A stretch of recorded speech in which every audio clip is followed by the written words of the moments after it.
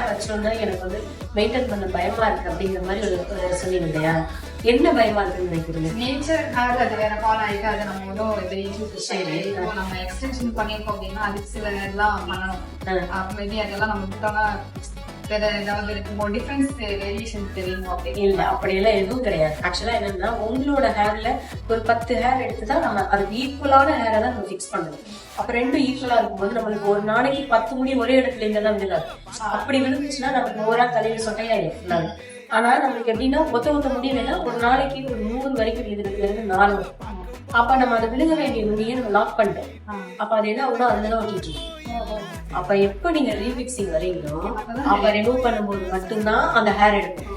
அப்ப அது வந்து ஆல்ரெடி நீங்க உங்களுக்கு ஒரு நாளைக்கு விழுக வேண்டிய முடி இருக்கிற எல்லா ஸ்டாஃபுமே எக்ஸ்பீரியன்ஸ் ஆன ஸ்டாஃப். நீங்க வந்து எக்ஸ்டென்ஷன் ஆரம்பிச்ச காலத்துல இருந்து இருக்கிறவங்க அப்படிங்கும்போது அவங்க இருக்கிற எந்த ஒரு விஷயத்தையும் பெரிய அளவுல பார்க்கலாம்.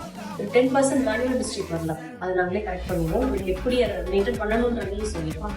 அதனாலே நீங்க கான்ஃபிடென்ட்டா இருக்கும். உங்களுக்கு இங்கே வந்தது ஹாப்பி தானே? கண்டிப்பா.